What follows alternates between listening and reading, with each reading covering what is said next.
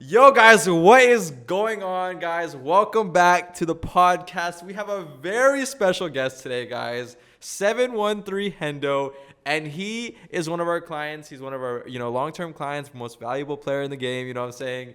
What we did is we brought him onto the podcast to discuss a couple of things about him, to get an up close and personal look on who he is, what he represents, and why you should like him and mess with him. Okay. He's a really talented artist coming from Houston, I believe, right?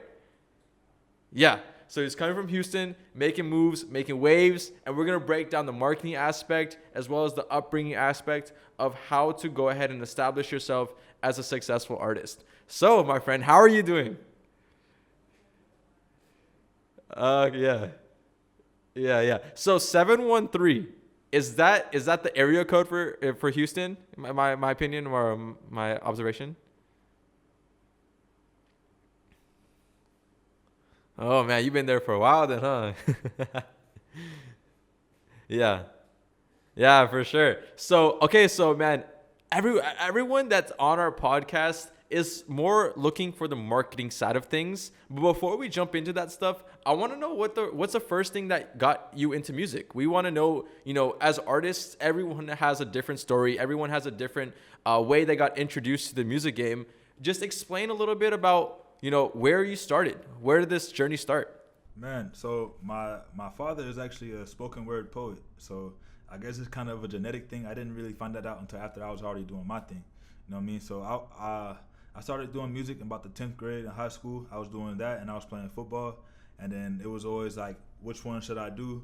My senior year of playing football, I got hurt and I didn't have a chance of getting any scholarships. So I was like, shit, the universe made my decision for me. You know what I mean? So from there, it's always been like my love, my first passion, or one of my first passions between that and football. You know what I mean? Yeah, so the football game and then the music game. So you were pretty much making your decision, trying to find out a different route on what to do and where to take, your life. So the football thing, was that like a long term, you're trying to get a scholarship and play for the NFL, or was that just like a part-time thing? Bro, I played football from the age of 5. Contact football, no flag football. Oh, wow. I took that shit serious. Wow, so you're in there. Yeah, football's like, what'd you injure? Oh, I broke my wrist. So like as a defensive Oh. lineman, the first thing you do, you shoot your hands. So that fucked up my whole shit. Oh man, yeah. I could have Yeah, still yeah. went and walked on somewhere, but I was already in the mindset of like, well, I'm not finna put my body on the line for a dream versus I can go and just entertain and provide a moment for other people. You know what I mean? That was Oh, 100%. Yeah, as an artist, that's such a good feeling knowing that, you have fans that are listening to your music consistently, and just those DMs that you get every now and then, just, hey man, keep up the good work, loving the new music. That stuff is lit. That stuff feels really good for the artist. So okay, so that's one of my questions. So was there any other inspirations besides your dad? And like, did he inspire you? So why aren't you a poet? Like what predominantly put you into the rap game instead of the poetry game? it's just a different market, like I never knew he was making the poetry and stuff. Like my uncle's the one that really told me. He was like, yo, I have to steal your pop's poetry and try to perform it at the rap shits, but it didn't flow off the tongue the right way. But the reason I didn't choose that route is because it just wasn't appealing to me. I felt like this was more of a way for me to show my true colors and the layers to my soul in a way. Because like I like to make beats. I make the beats. I do production, my own music videos. I have every piece of equipment needed to do everything top to bottom. My own amino Yeah, operations. 100%. So explain to the audience real quick how important it is to have your own setup as an artist so you can create and, make it like your creative process is unlimited. You're not limited to an hour at a studio. Your unlimited creative process is able to take place because you have all the equipment necessary. So explain a little bit about to the audience of how that's so important to have your own equipment to be able to make the music you want to make. Owning the meaning operations is very important. If you don't own the meaning operations, you're at the will of another human. Not saying that humans are bad, but like you always want to be in control of your shit. You know what I mean? Like you don't want nobody 100%. to be bullshitting because they don't give a fuck about your shit as much as you do. So to take that out of the equation, you get all your own shit. You don't gotta worry about none of that shit. You know what I mean? Exactly, So that was my exactly. whole You point. know, these studio times add up really, really quickly. Like, I was seeing the studio in LA. It was like $75 without an engineer. Without an engineer, just to sit in a studio, $75 an hour. You know, you spend 4 hours, you're already in there $200-300. You know, that's expensive just for one song, man. Just for the production value. So it's much better to go ahead and invest into, you know, an interface and get a nice laptop and get the software and get everything rolling out. So maybe people could even come to you for studio time and say, hey, man, I don't want to go to studio $75. You know, come to me instead, $35 an hour, and, you know, I'll get you right. And, you know, now you got some passive income coming in from the studio because you got your own setup.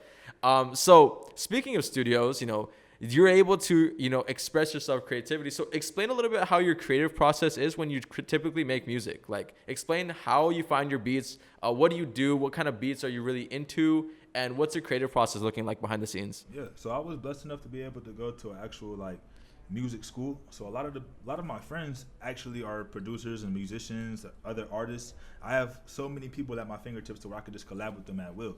My process for creating music, I'll probably either hit one of them up to make a beat, or I'll make my own beat, and we'll go from there. And then as far as my creative process as of building the song, I don't write my music, I build my songs. So I'll go and I'll punch in, and if it takes me punching in 30 times throughout the song to do the verse and the hooks and the bridges and all that shit, then so be it. You know what I mean? Yeah, that's fire. You know, as an artist, that's actually really, really cool because you're getting beats from your friends. So you're leveraging your relationships to go ahead and, you know, build on your music career. Not a lot of artists realize this, but the power of leverage, the power of relationships, the power of networking is just so important to artists. Because, you know, you could go out there and do everything yourself and figure everything out for yourself. But at the end of the day, if you could build those networks of people, you know, it would be way more easier. You know, I'm sure Kanye West, you know, has hundreds of producers he could work with because he has a strong network. You know, he doesn't go out there, even if he can, you know, he's still going to work with other people. And that's how you should leverage your relationships. You know, who knows what, you know, next, you know, Metro Boomin comes in and next, you know, you have a beat from Metro Boomin. You know, you never know who's the next Metro Boomin. And no one knows. That's the beauty about music. It's just, it's a wild game and it's a wild, wild west. And, you know, whoever blows up just blows up. So just collab with people. And speaking of collabs, I want to know, like, if you were to have this golden ticket opportunity to collab with any artist, who would it be and why would you pick that person? Right now, this very instant? Yeah, so like right now, right now. So let's just say, you know, you got access to anyone and anyone and everyone. You know, who you picking, bro? Who you picking? I'm not gonna lie, bro. I'm really fucking with that nigga Corday right now, bro. Like that nigga, his shit is called high level, but like the nigga is just a high level individual, bro. You know what I'm saying? Like I feel like he on like we in that same lane on some shit. So Corday. Oh, you're not gonna collab with Blueface, Blueface baby? Blueface cool. Oh, come on, man. I would fuck with Blueface. I'm not gonna cap like. That better day shit slap. Nah, bro, no. Hey, okay. I feel like Blueface is gonna scam you for a feature, bro. That's the kind of guy he is, bro. You said what? Blueface is gonna take your money on Cash App and run away. Nah, he's still a guy. You know what I'm saying? Just gotta be from. No, so okay, YB and Corday, you said? Yeah, I'll work with YB and Corday. You know what I mean? Hell, I'll work with Blueface too. You know what I mean? yeah. So if YB and Corday, you know, had a manager. And we have this email address. You know what we're making that call. Hey, sure. I'm with it. Yeah, man. So on the marketing side of things, let's talk marketing. So as a, you know, artist, it's really tough to, you know, distinguish yourself from other artists. You know, everyone has a story, everyone has music, everyone has talent, but it's hard to identify yourself as an artist from the other, you know, from the pack. So explain to the audience real quick, you know, how important marketing is for an artist, because you realize that, you know, before ever actually making the music, you have to have a solid marketing plan. So explain to us a little bit about the marketing strategies and what do you think in terms of your philosophy on marketing and how important it is? Marketing is very important. Marketing is what separates a company like Nike from Fila's or some shit like that. You know what I mean? You gotta have that brand, bro. You can't be out here shooting into the wind. So the marketing is very important. It's actually the most important thing when it comes to music. A lot of these artists aren't even that good. Not trying to be rude or anything like that, but they have good marketing behind them, and that's what gets them to that. Or let me rephrase that: an artist that may consider themselves high level Yeah. skill wise versus an artist that considers them high level marketing wise, the nigga that's marketing himself is always gonna make it over the nigga that's super talented because who the fuck cares? Yeah. I've seen it happen so many times where like the artist, everyone's saying he's trash, but he's all over the Instagram Explore page and people just can't get enough of him and he's just popping off, bro. Like it's just insane what marketing could do and how marketing could just blow up an artist even though he's trash. You know, there's some some artists that do the marketing correctly and that have talented music, which is awesome. But there's also those 10-20% of artists that just don't know what they're doing on the music side, but their marketing is fire and they're getting crazy fan engagement for sure. So, in terms of platforms, are you mainly focused on the Instagram platform, or are you trying to lean to the TikTok, or are you trying to play around with that? Explain a little bit, you know, what kind of social media platforms you're using and which ones you want to use going forward. So I'm on all platforms. I am focusing on TikTok because it is the newest and it is the highest potential of all the platforms right now. It's making a lot of eyeballs on that platform. Yeah, niggas going viral left and right for literally doing whatever. So yeah, I'm focused on TikTok right now for the most part. Yeah, jump on those TikTok trends, bro. Don't be afraid to dance, you know. If you gotta dance, you gotta dance. Do you gotta do? No, but yeah, TikTok's an amazing platform for all the audience watching, for all the artists watching. You know, if you are too scared to jump into TikTok, before you know it, it's gonna be too late to jump on the platform. I mean, like a lot of artists realize it before it's too late that like, okay, I want to get on TikTok. I want to, you know, okay, finally I'll get on TikTok. All my friends are on TikTok, so I'm going to get on TikTok. You're going to be the last one on the train, and the train's going to be crowded, and there's not going to be no room for you on the train, and you're going to miss the freaking train. That's how it goes. So make sure whenever you see a platform or see something that's growing, use it to your advantage. Hendo, I don't know if you noticed too much, but NFTs are coming out really frequently, bro. Artists. Yeah. My nigga. Yeah. I was just finna say that shit. Look, audience, that's the next shit. It's a combination of NFTs and fucking 100%. TikTok. They're plugged in with TikTok. Yeah. So fuck with audience. Yeah. If you ain't fucking with them already, go fuck with them niggas, bro. That's bread right there. Exactly, yeah, bro. NFTs, bro. So for the Leballoo company, we're actually starting to do some research on the NFT space. So when artists want to do artist drops, we could actually drop them as NFTs, promote the NFTs, and get those people to buy the NFTs. So we're going to be doing some really cool things. I know Lyrical Lemonade is actually looking into it as well, but we are too. So we're right with we're going to try to jump onto this platform and really take it over. So expect some big things on the NFT side of things. So yeah, bro, another thing I wanted to ask you. So the COVID, the pandemic, this whole thing happened, this whole process of lockdowns and all this crazy nonsense that's happening in the world right now. As an artist, what did you do, or how did you manage to, maintain your audience and maintain a successful music career throughout this pandemic? Because I know a lot of artists just pretty much just said, man, I give up. I don't have no money to fund this career. I don't have this. I don't have that. They're making a bunch of excuses, A to Z. What are you doing? And what did you do during the pandemic to really identify yourself? Number one, I just stayed positive. Number two, I started looking for other outlets, other means of getting out there in front of other people's eyes. Like you said earlier, TikTok is real big. NFTs and cryptos are taking off at this point. For the longest time, cryptos were at a 2% adoption rate. You know what I mean? I'm really into that shit. I'm marketing money, anything money-wise, bro, I'm on that shit. So, yeah, I just been diversifying, just trying to stay positive and do my thing. You know what I mean? I got the mindset for this shit. I got the work ethic. It's just really just finding the right people to interact with and work with. You know what I mean? Yeah. So what you would say to the audience out there, let's just say little Bobby, a little artist, out there, 16, 17-year-old, what kind of advice would you give him? If he's trying to start music right now and he's trying to jump into the space and he doesn't know if he should, but he's talented and all of his friends say he should rap. What do you give in terms of advice as a guy that's just wanting to get started with the music stuff, but hasn't really, started yet? What advice would you give to that guy? All right. Well, focus on your sound, focus on your marketing. 10,000 hour rule. You only get as good as something.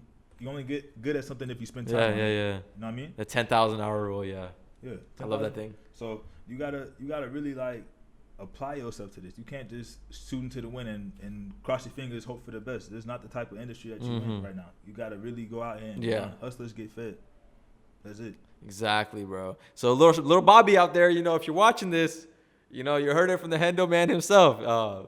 Just go out there, and don't just shoot for the moon. You know, actually have a target, figure out what you need to do, and spend 10,000 hours on figuring out your craft and figuring out how you're gonna make sure it's successful. You know, a lot of artists out nowadays take their time and energy, 20% of what they actually should be doing. You know, they don't really go out full force and really just make good music. They're actually just doing it part-time, doing it with their friends, doing it here and there, and expecting to go viral. And next thing you know, they're getting mad at themselves because they don't know why they're not blowing up or why they're not Lil Uzi, because Lil Uzi lives in the studio, you don't. So I mean, it's just a law of averages, bro. If you're average and if you're doing average, you're putting in average work, you're going to get average results. And so don't blame anyone else for why you're not successful. You should blame yourself. But yeah, going into that, I wanted to understand, like, have you done any shows in Houston? Have you done any shows anywhere? Have you traveled anywhere? Yep. I performed at South by Southwest 2017. Oh. Came back home, did a show in Houston for Kiati 97.9. He's like one of the bigger DJs. He's on the bigger radio station out here at 8th Wonder Bar. It's like a little fun spot. I did the Slab Holiday for Paul Wall, opened up for him. That was real cool. Did some shit out in New York. It was just like some little small open mics out there though. But yeah, a lot of my shit is like I'm plugged in with like Rap a Lot of niggas. Like I'm just trying to do this shit independent. Like yeah. Have you met anyone at the South by Southwest or any? Do you have any little networking stories or anything like that? Yo, drop the gems, bro. Drop the gems. I saw the baby before he blew up, bro. Nigga was out there. Oh, wow. No cap. Like, Vans was out there doing this shit. Like, nobody knew who he was back then, though. You know what I mean? Really? 2018, I think.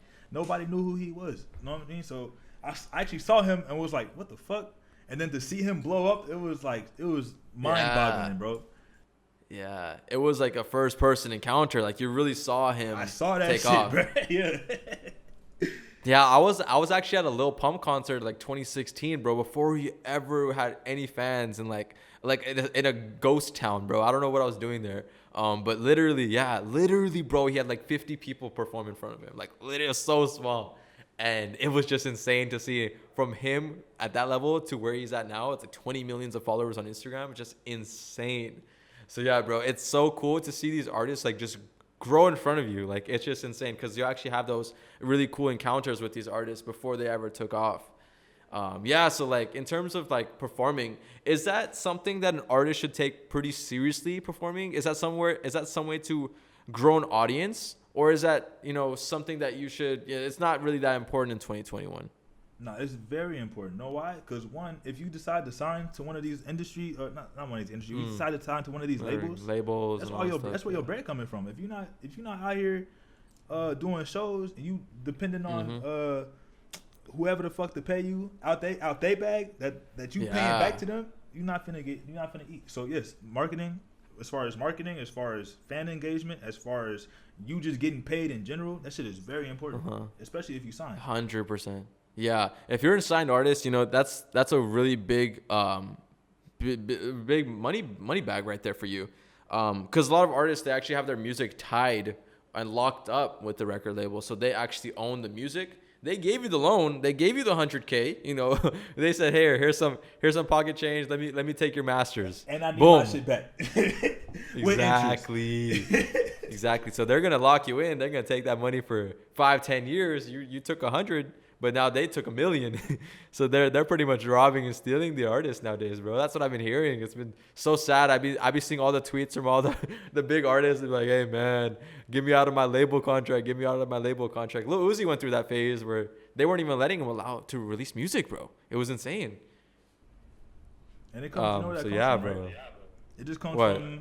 It just comes from niggas being down bad and just needing that initial bag to even make a move. You know what I mean? Facts, like a lot of people that do this shit, they don't come from very well off families and none of that shit. I'm not saying that I didn't. I wasn't well off, but I wasn't down bad either. So it's like I kind of was able to have the headspace of like, yo, shit, I don't need a label because I'm not fucking desperate for this shit. I would like to do this shit, but I have other things set up with my life. You know what I mean? I got a kid on the way.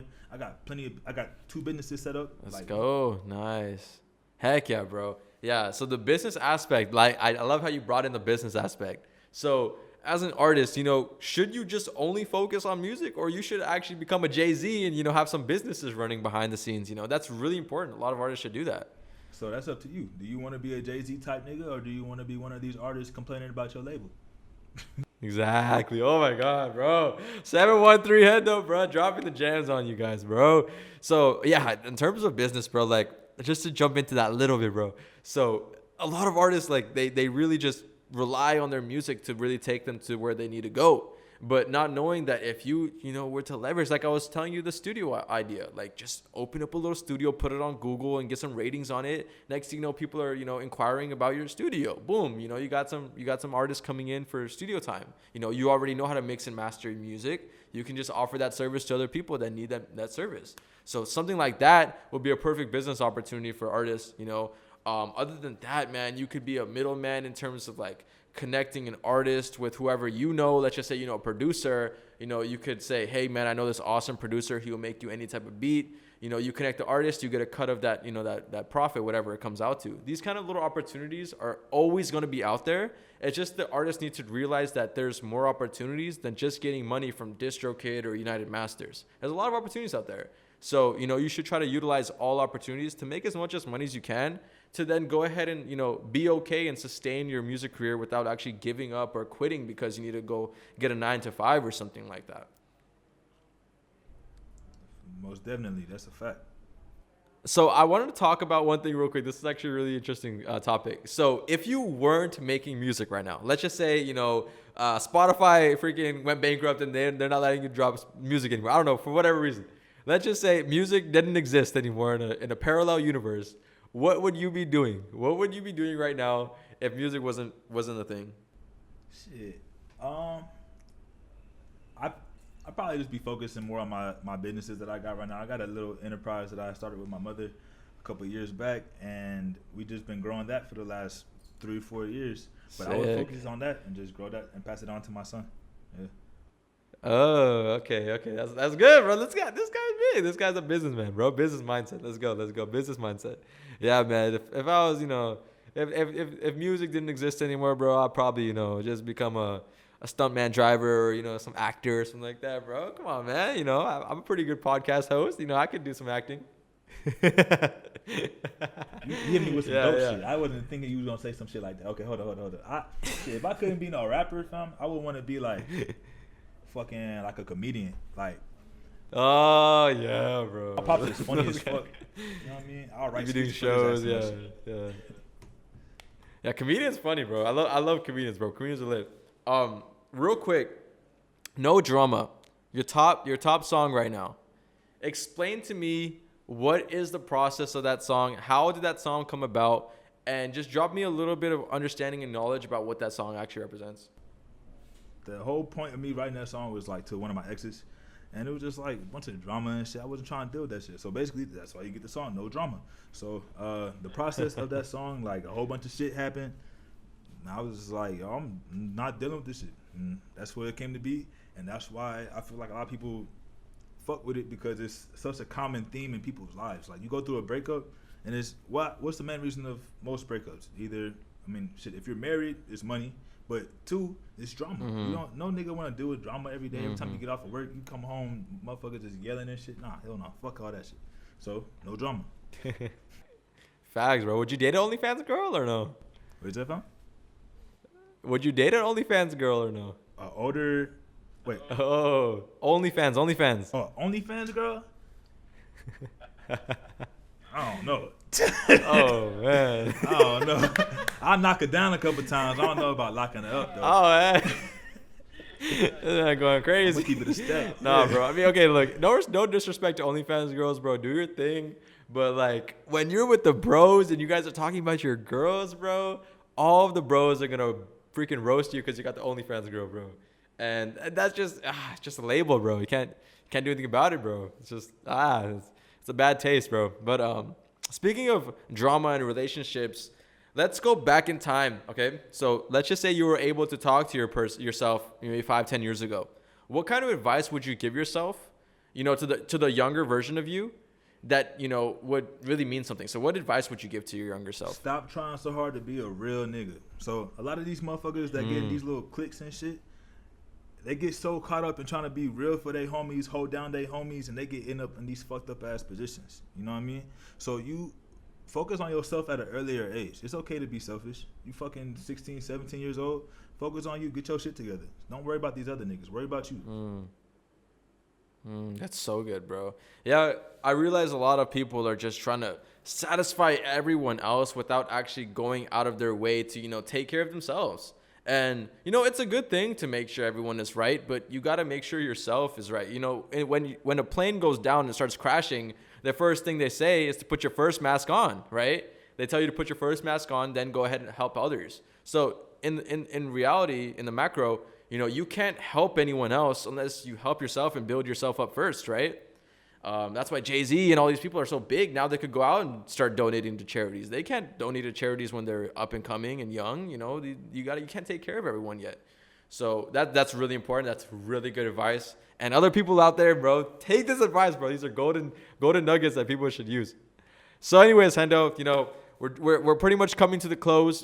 Give us give your audience, your fans, a message, something you want to say to your fans. What do you want to say to the people out there watching this, to your fans, about, yourself and, what's to come next? Yeah, man, shit. I got a lot of EPs and music on the way, but that's not the message I want to leave off on. You know what I mean? A little while. You know what I mean? Everybody say a little while real quick. That's in the studio. Little while. So, yeah, I didn't say it, but. A little while. Yeah, so everybody on this planet has a little while. So, to the fans, I don't want to thank y'all for making my little while worthwhile. You know what I mean? So you have such a finite amount of time on this planet. You can't waste it. Literally can't waste any time. You know what I mean? You got to go and attack your dreams, attack every goal that you ever set. If you don't go after it, then we're going to be having all these pent up anger and feelings of regret. You got to go and at least try. So yo, fuck, I tried. You know what I mean? So music is on the way, but y'all hold y'all motherfucking heads up, and it's going to be Gucci. Everybody going to be Gucci. 100%. You heard it from the man himself, the man, the myth, and the legend, 713 Hendo. I want to go backtrack real quick. That is really good advice, guys. You literally only have a couple of seconds in terms of the whole reality of how long this earth existed. You are literally a speck of dust on a couple of seconds, milliseconds of how much time you actually have on this earth. Stop worrying about the next person. Stop stressing about the small things. Really take the time to understand that you need to live your life and just do whatever you want to do that makes you happy, and just really pursue whatever you want to pursue in terms of a music career, in terms of a business career, whatever you want to do. Do whatever makes you happy. Be happy. Don't stress over little things, and really just, be appreciative. Be appreciative that you're alive right now in this amazing time, amazing place. You're healthy, you're happy, you're well off, you have a roof over your head. People just don't realize that a lot of people nowadays don't even have a roof over their head, and they're trying to figure out where they're going to sleep tomorrow, So, be blessed, be happy, you have internet to actually watch this video, so that's even a bonus for you. There's nothing you should complain about. Anyways, S713 Hendo, I want to just thank you for being an amazing guest. The story that you have, in terms of your business aspect of music, in terms of what you're thinking on the mindset side of things, is really, really noble of you. I really think a lot of fans are actually going to resonate with you and relate to this conversation for sure. Other than that, boss, thank you guys so much for watching, guys. It's Ish from Leballoo. I want to make sure you guys like and subscribe. Make sure to drop a little comment too. Let us know what you guys thought about the podcast. Other than that, guys, we're going to get out of here. 713 Hendo and Ish, and we're out, guys. Peace.